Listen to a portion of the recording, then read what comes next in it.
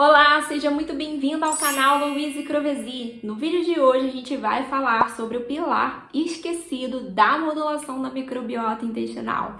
Você sabe que pilar é esse? Será que você já considera ele nos seus atendimentos? Assista até o final para descobrir e bora lá?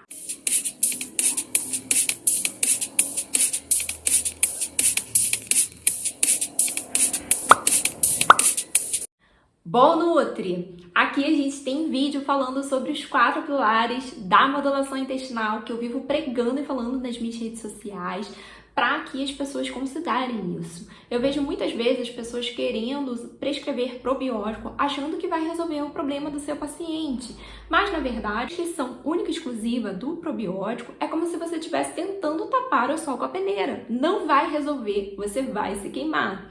Então é importante a gente considerar outros elementos que estão impactando negativamente a microbiota e que a gente consegue controlar. E quando a gente combina tudo isso, todos esses 4 pilares que eu sempre ensino para vocês, a gente consegue ter uma modulação efetiva e que sim, vai trazer um resultado real para o seu paciente.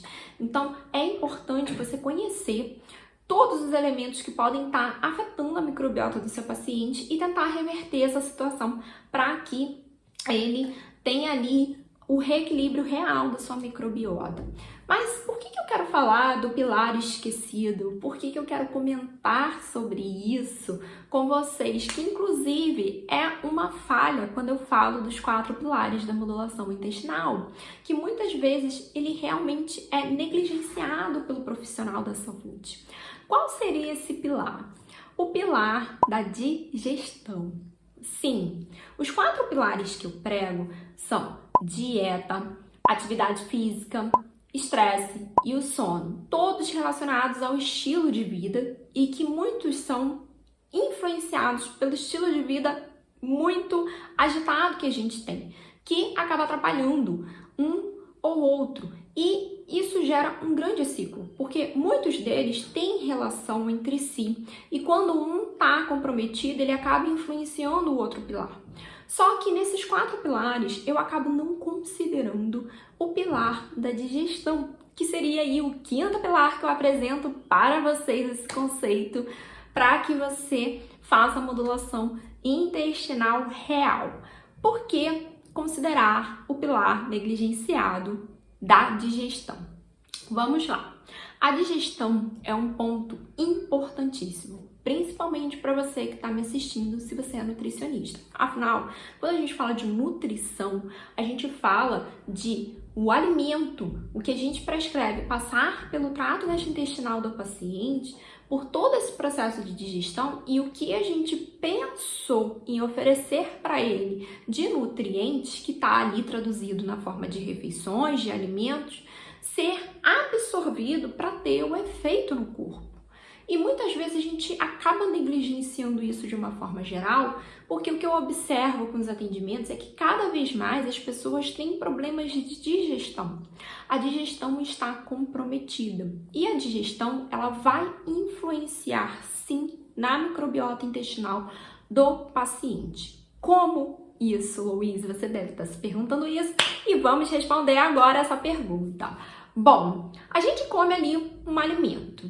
Se ele não é digerido adequadamente, seja por uma má mastigação, seja porque não está produzindo ácido clorídrico adequadamente e aí não consegue quebrar de forma eficaz os nutrientes ali já no estômago, ou porque está com algum prejuízo na digestão ali na porção inicial do intestino delgado, seja por conta do suco pancreático não estar ali adequado, ou por conta de problemas ali na vesícula e não está secretando bile de forma adequada, enfim, independente do que está acontecendo, essa digestão está comprometida. O que vai acontecer?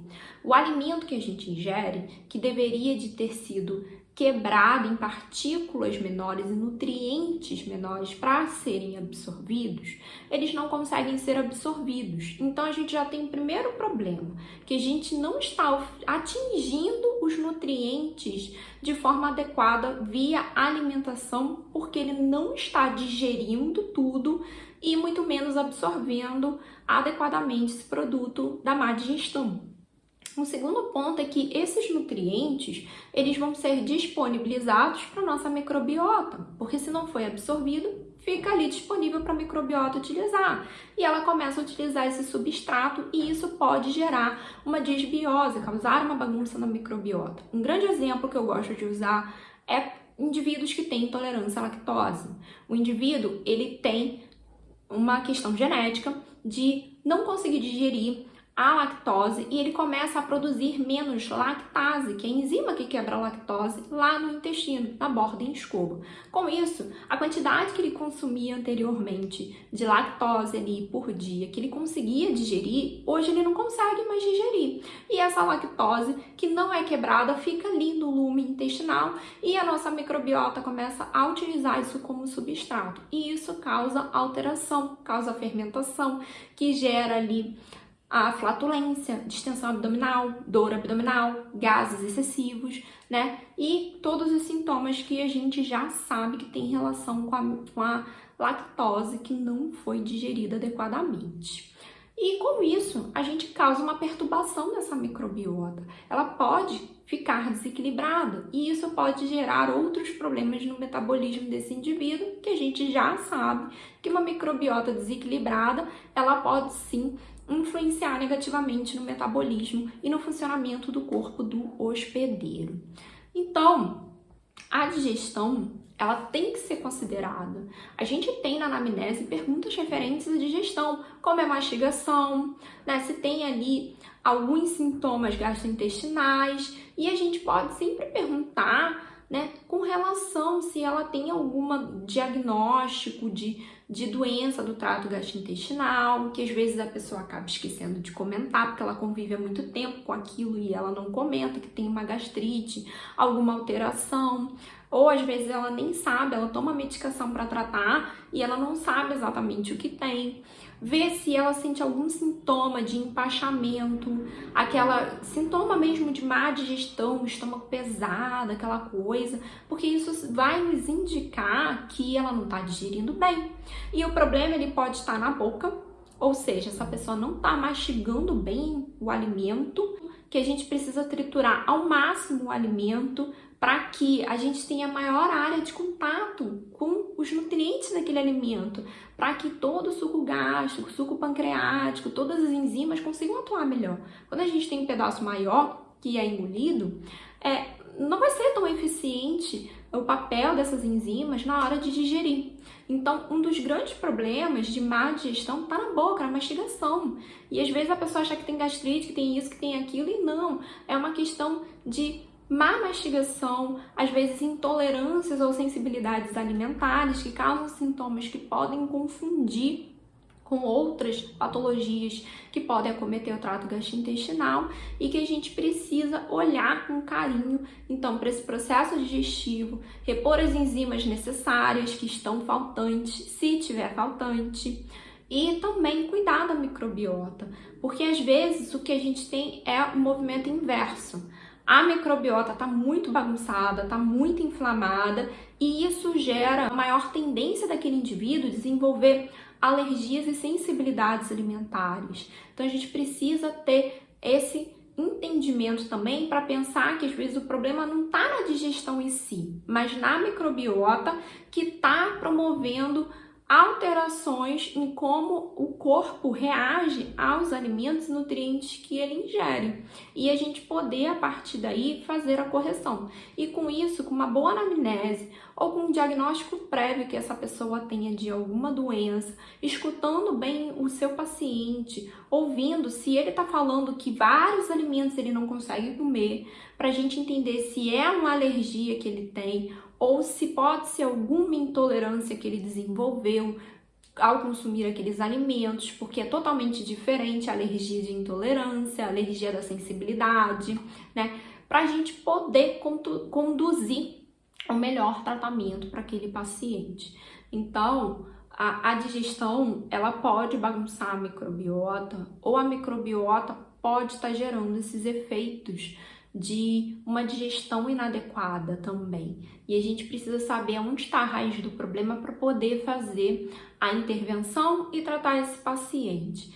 Ambas as situações de uma digestão comprometida e de uma microbiota que acaba levando a alterações que comprometem essa absorção e digestão também dos nutrientes, a gente tem que considerar a modulação da microbiota intestinal, sendo que na primeira situação, onde a gente tem prejuízo nessa digestão, a gente vai repor enzimas importantes para que o paciente consiga fazer essa digestão adequada dos alimentos e aproveitar ao máximo os nutrientes que a gente está oferecendo via alimentação para reequilibrar todo o corpo.